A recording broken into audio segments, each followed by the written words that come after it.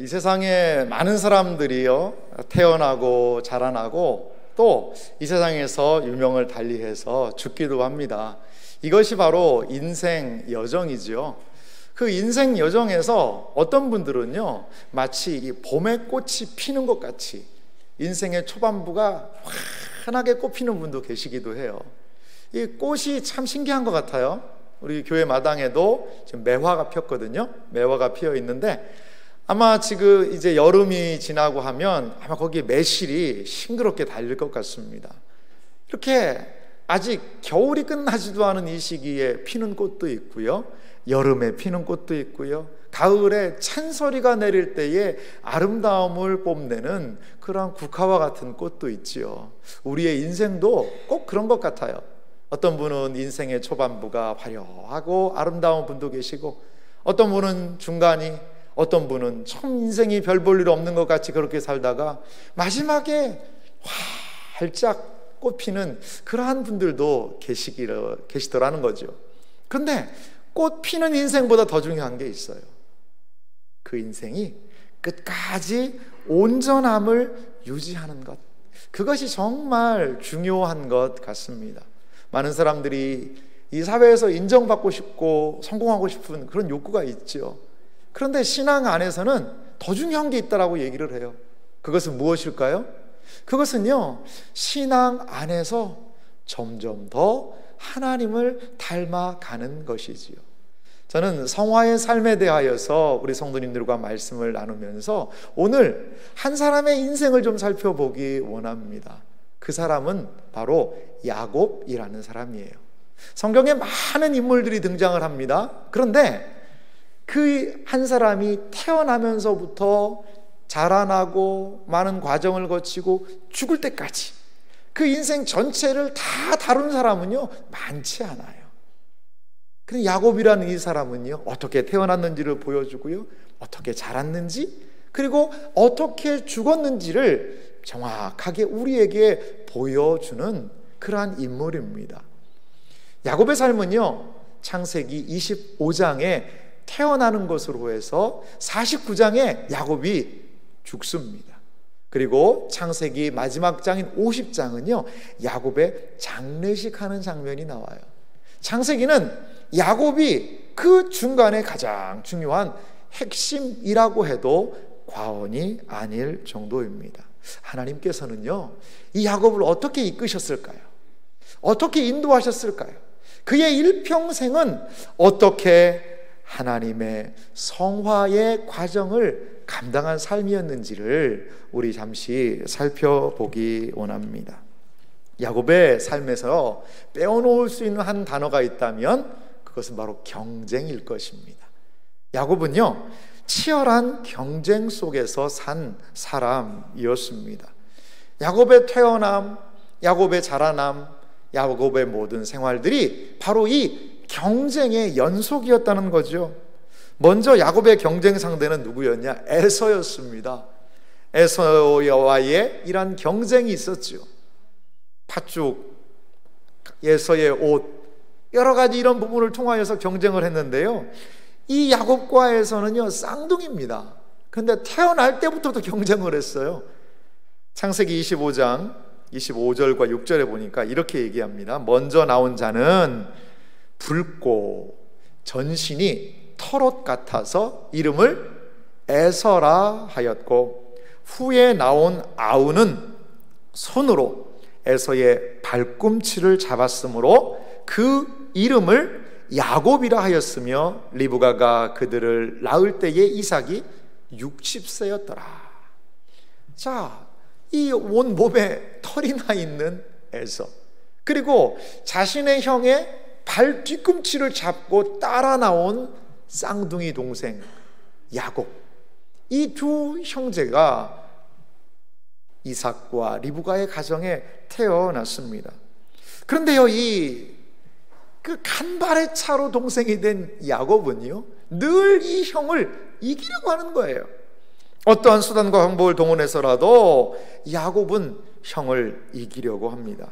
창세기 25장 31절에서 33절 내용을 보면 이러한 부분이 있어요. 야곱이 이르되 형의 장자의 명분을 오늘 내게 팔라.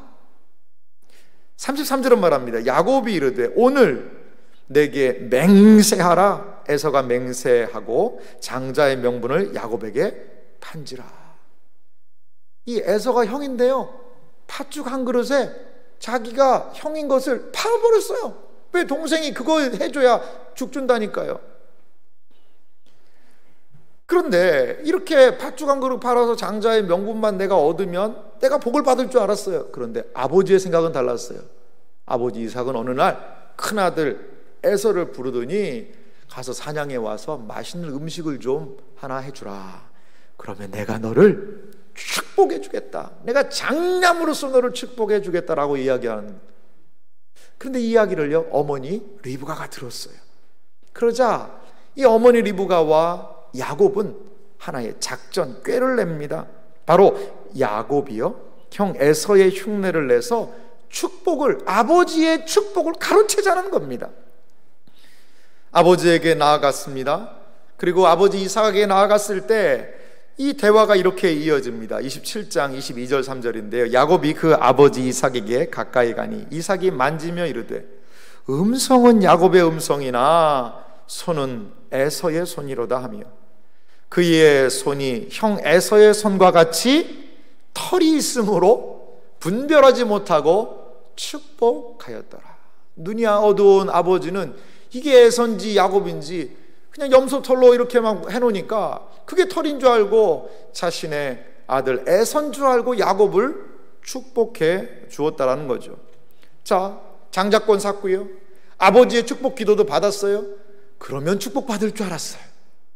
그런데 그게 다가 아니었어요. 그렇게 해서 속여 빼앗았는데 결론은 뭐냐? 형의 분노가 있었습니다. 내가 아버지 곡할 날이 다가오니까 내가 내 동생을 죽이리라. 그러자 그는 외갓집으로, 바단 아람이라는 외갓집으로 도망가듯 떠나야 했다는 거죠.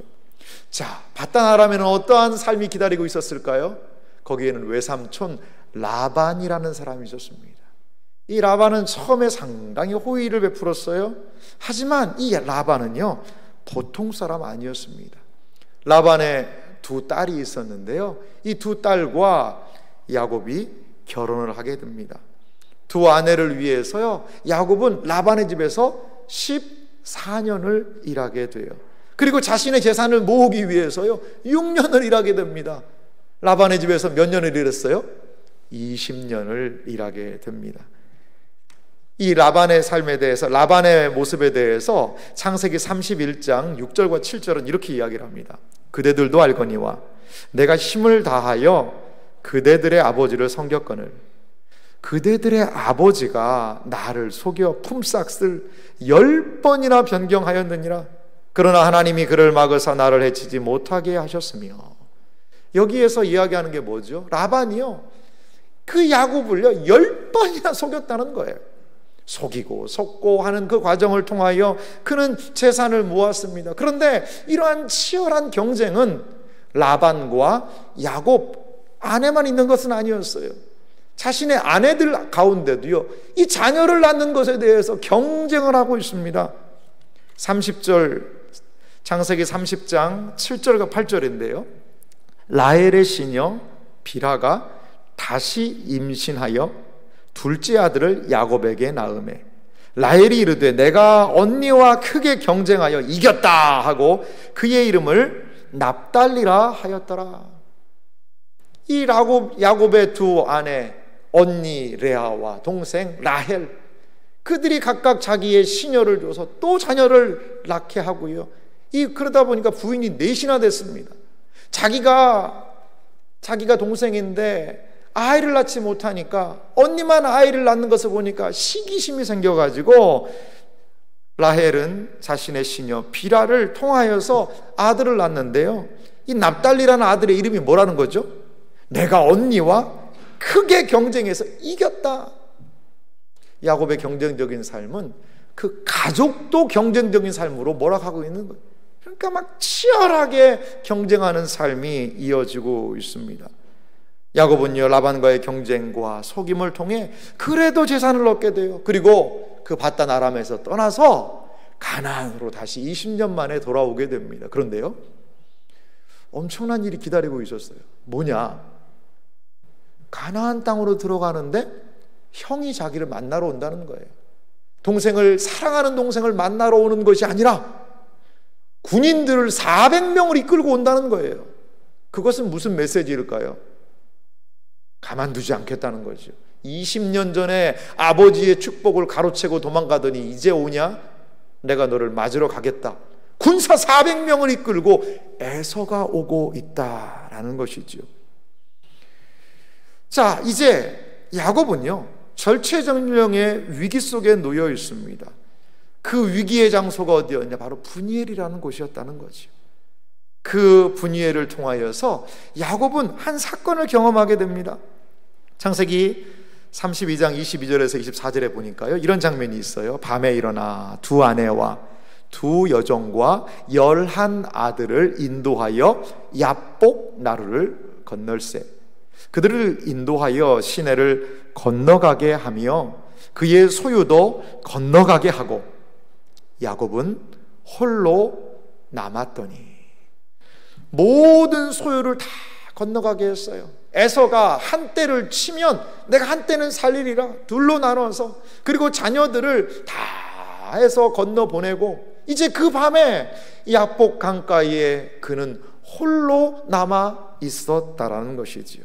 그런데 어떤 사람이 날이 새도록 야곱과 씨름을 하는 그러한 일이 발생하게 됩니다. 야곱은요, 포기하지 않고 그 사람과 그 온 밤을 땀을 흘려가며 씨름을 합니다. 그런데 그 사람이 야곱을 이기지 못하는 걸 보고 이 허벅지 관절을 내리쳤다라고 그래요. 예전에는 환도뼈라는 이야기를 하기도 했는데요. 그러니까 그 뼈가 위골이 돼가지고 있는 그런 상황이 되었습니다.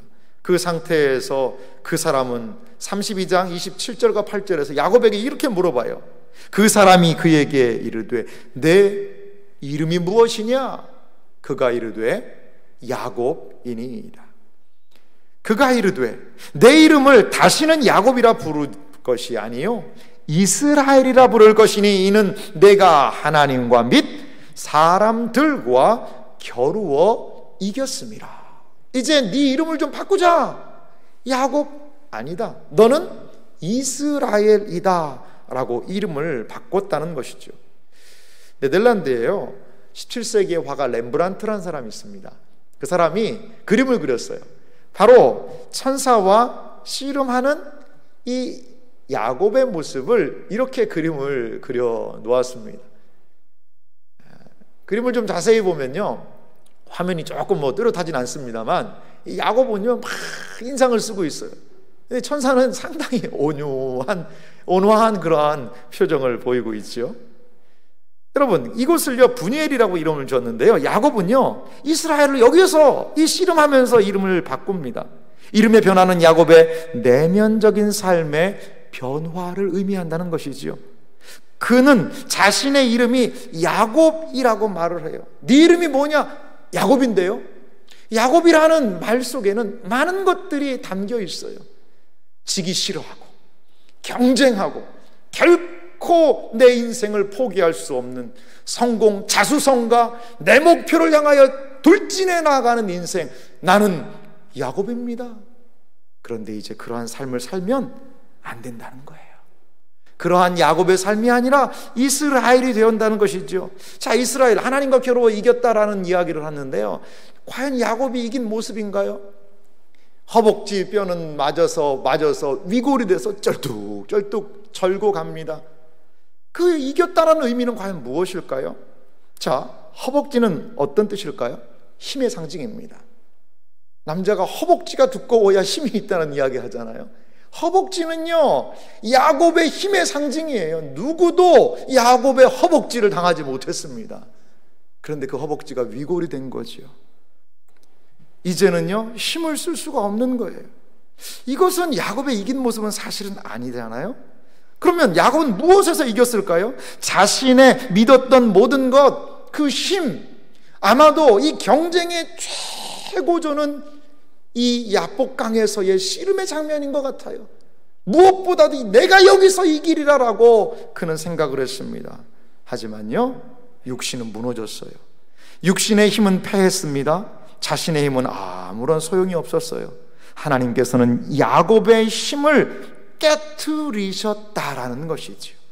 자연적인 힘이 쓸모없게 된 그는 이제 믿음 가운데 하나님께 나아가게 된 거예요. 그래서 복을 구하는 겁니다. 내가 내 인생 경쟁에서 취하고 얻으면 내가 복 받을 것이다 라고 생각했는데 그게 아니구나, 나에게 복을 주십시오 라고 그 하나님께 간구하는 이러한 모습이 되었다는 것이지요. 분이엘을 통해 육신의 힘을 믿는 것이 아니라 하나님을 믿는 믿음에서 그는 승리하게 되었다라는 것입니다.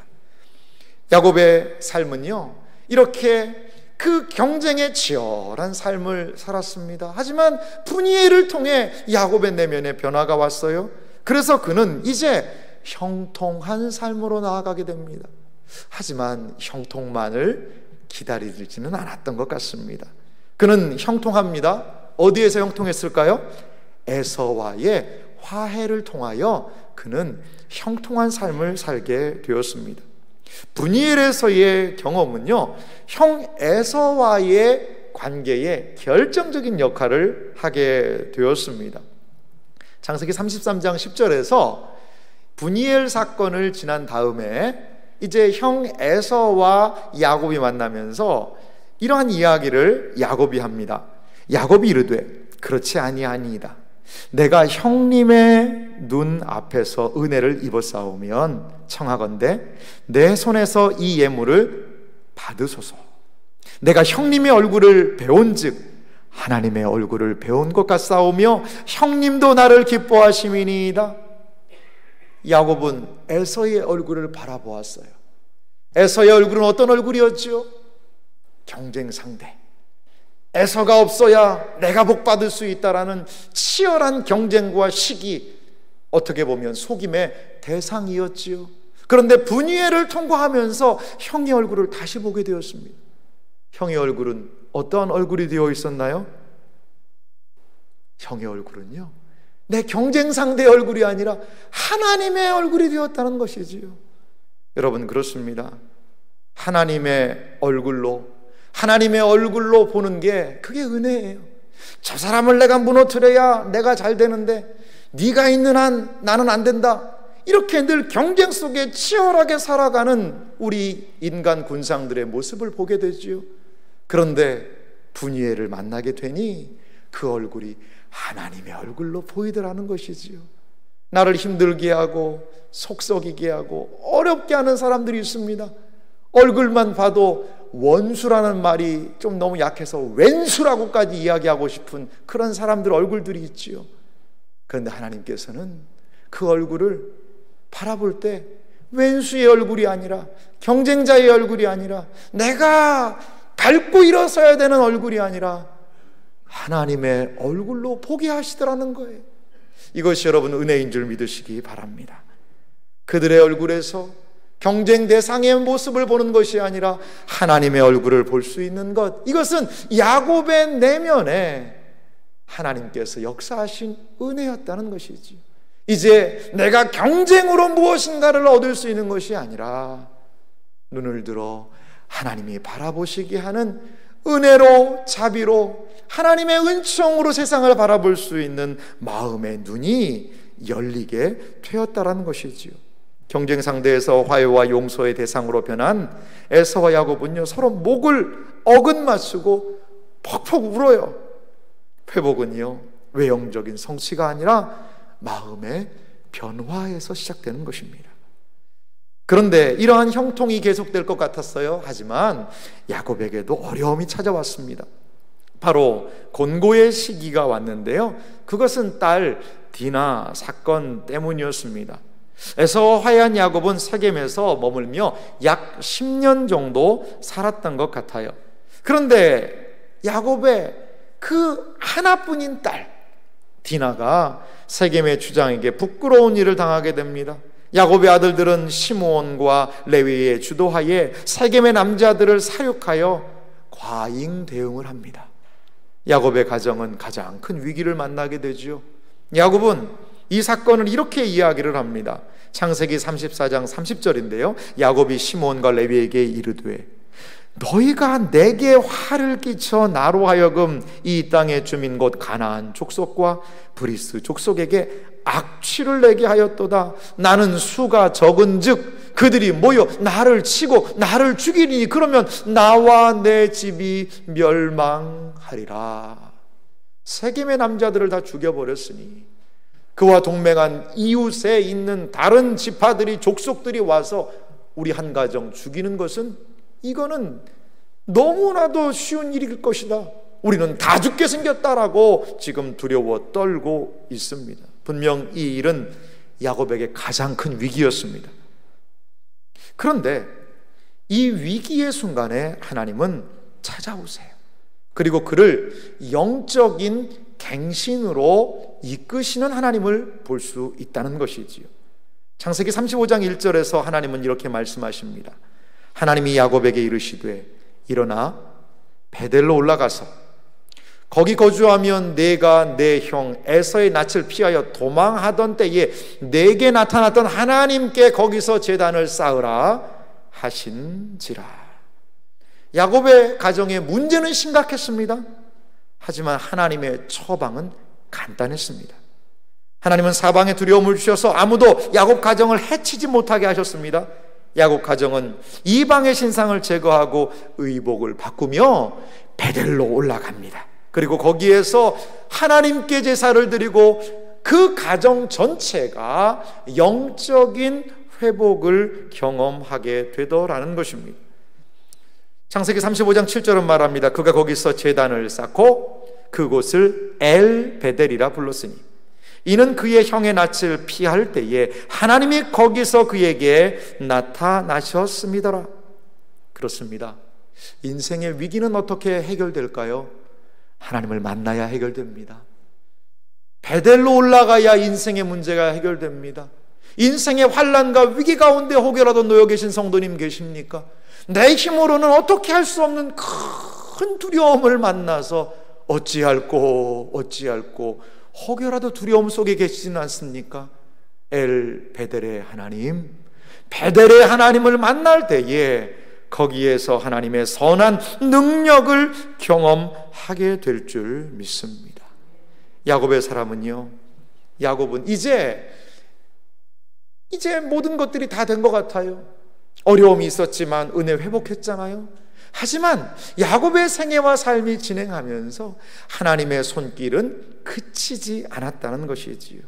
이 야곱은요 축복의 사람이 되게 됩니다.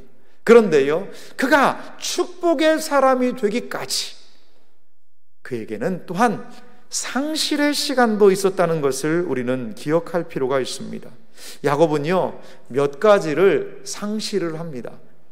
먼저는 요셉 그리고 베냐민, 이 가나안 땅들에 대하여 잃어버리게 돼요.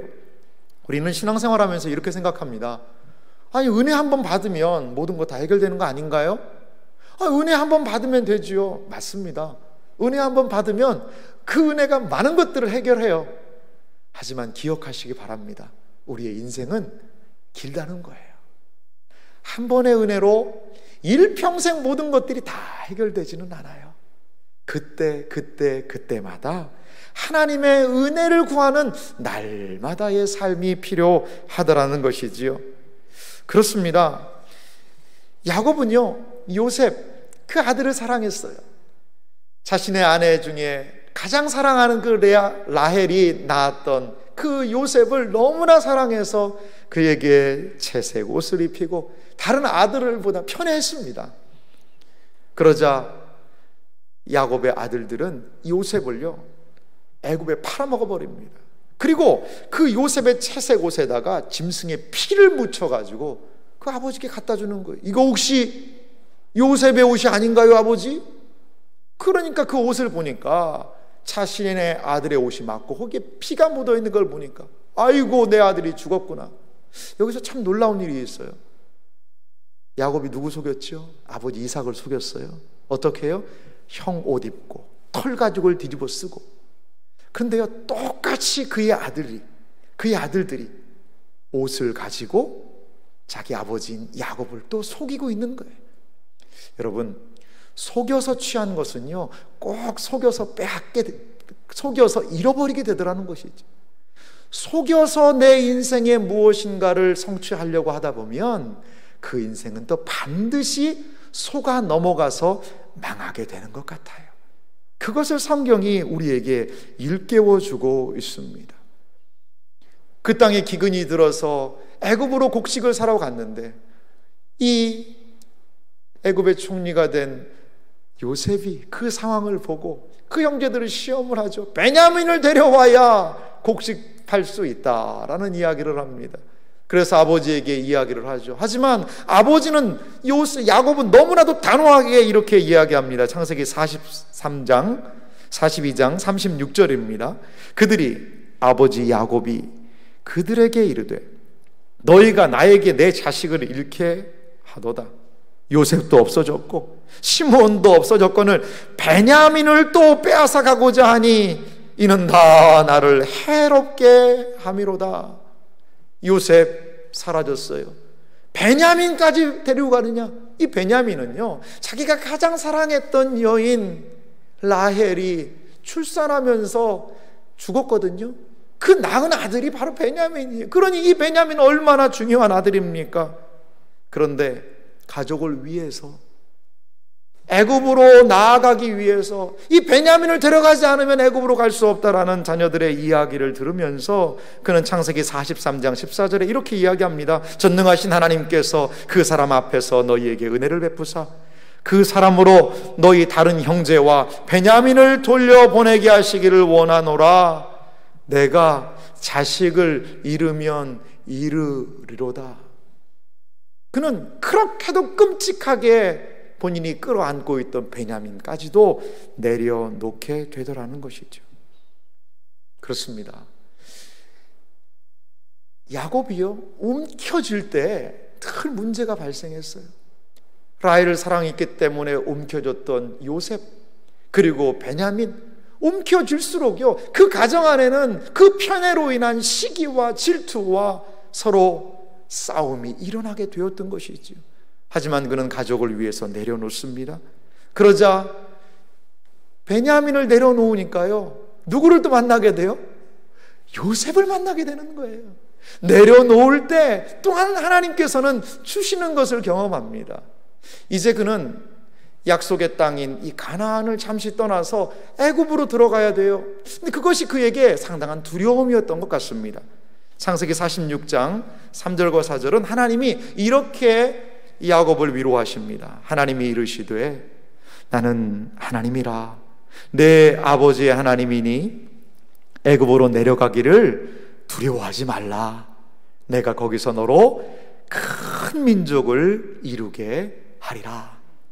애굽은 약속의 땅을 떠난 장소였어요. 그런데 하나님은 거기에서 하나님의 뜻을 이루겠다는 거예요. 애굽으로 내려가는 것 두려워하지 말라는 것이지요. 그러면서 4절은 말씀합니다. 내가 너와 함께 애굽으로 내려가겠고 반드시 너를 인도하여 다시 올라올 것이며 요셉이 그의 손으로 내 눈을 감기리라 하셨더라. 그렇습니다. 야곱의 삶, 움켜쥐면 쥘수록 내 것이라고 이것만큼은 포기할 수 없다라고 내가 움켜쥐면 쥘수록 그는 불행했습니다. 요셉을 움켜쥐면 쥘수록 그 다른 자녀들이 그 요셉을 시기하고 질투하고 팔아먹는 일들이 벌어졌어요. 베냐민을 움켜쥐면 쥘수록 그의 가족들은 점점 굶어가고 그 기근의 땅에서 고통을 받게 되었다는 것이지요. 하지만 내려놓을 때에 그는 하나님이 그 내려놓은 상황에서 예비하시는 은혜를 경험하게 했다는 것이죠. 애굽에 가면 죽을 줄 알았어요. 애굽으로 가면 진짜 망하는 줄 알았어요. 하지만 잠시 약속의 땅을 내려놓고 그 애굽에 가니 거기에는 하나님이 준비하시는 놀라운 뜻이 있었다라는 것이지요. 그렇습니다. 이제는 자신이 그렇게 사랑하던 것들을 내려놓을 때에 하나님께서는 그 가정에 회복을 허락하셨다라는 것이지요. 가나안을 내려놓으니 준비된 애굽에서 이스라엘 민족이 번성하게 됩니다. 이것이 상실 속에서 경험한 하나님의 은혜였다는 것이지요. 내가 주인 삼은 모든 것 내려놓고 내 주 되신 주님 앞에 나아가 내가 사랑했던 모든 것 내려놓고 주님만 사랑해. 이것이 하나님께서 우리의 인생에 원하시는 모습은 아닐까요? 야곱의 회복은요, 애굽에서 더 분명하게 나타납니다. 야곱은 애굽에서 어떠한 삶을 살게 되었을까요? 그는 축복하는 삶을 살게 됩니다. 하나님은 야곱에게 말씀하셨고, 야곱은 하나님이 함께 하신다는 확신을 가지고 애굽으로 나아갑니다. 그래서 축복의 삶을 살아요. 먼저 그가 축복하는 대상은 누구인지 아세요? 오늘 우리가 살펴봤던 본문 창세기 47장 7절에서 9절 보니까요, 다시 읽어보면 요셉이 자기 아버지 야곱을 인도하여 바로 앞에 서게 하니 야곱이 바로에게 축복하매. 야곱이 바로에게 축복하매라는 이 성경 구절은 너무 쉽게 읽을 수 있는 구절이죠. 하지만 의미는 놀랍습니다. 그 목부로 평생을 살았던 그 130세의 노구가 바로를 축복한다는 거예요. 쉽게 얘기하면 우리 한 시골에 살고 있던 한 노인분이 미국의 초대를 받고 백악관에 들어가서, 그래서 조 바이든 미국 당선한 대통령에게 대통령님 축복합니다, 하나님이 당신과 함께 하실 겁니다 라고 그 대통령과 접견하고 만난다고 생각을 해보세요. 얼마나 놀라운 일이겠어요. 그것을 능가하는 일입니다. 그 당시 애굽은 이 고대 근동의 가장 강력한 나라였거든요. 거기에 바로를 향하여 이 노구의 몸을 이끌고 야곱이 축복을 하는 장면은 너무나도 인상적입니다. 야곱은 또한 요셉의 두 아들 므낫세와 에브라임을 축복하는 그 장면을 볼 수가 있어요. 창세기 48장 15절에서 16절에 보니까요, 이렇게 야곱이 축복을 합니다. 그가 요셉을 위하여 축복하여 이르되 내 조부 아브라함과 아버지 이삭이 섬기던 하나님, 나의 출생으로부터 지금까지 나를 기르신 하나님, 나를 모든 환난에서 건지신 여호와의 사자께서 이 아이들에게 복을 주시오며 이들로 내 이름과 내 조상 아브라함과 이삭의 이름으로 칭하게 하시오며 이들이 세상에서 번식되게 하시기를 원하나이다. 렘브란트는요, 이 장면을 이렇게 그림을 통하여 표현하고 있는 것을 볼 수가 있습니다. 야곱은 기력이 쇠해서 침대에 기대어 있고요, 요셉이 그 두 아들 므낫세와 에브라임을 이렇게 앞에 놓고 축복받고 있는 이러한 그림을 우리가 볼 수 있습니다. 하나님께서는 분명히 이 형 므낫세보다 동생인 에브라임을 더 축복하기를 원하셨어요. 그래서 이 야곱의 눈이 어두웠었거든요. 그랬는데도 하나님의 뜻을 정확하게 드러내는 것을 볼 수가 있습니다.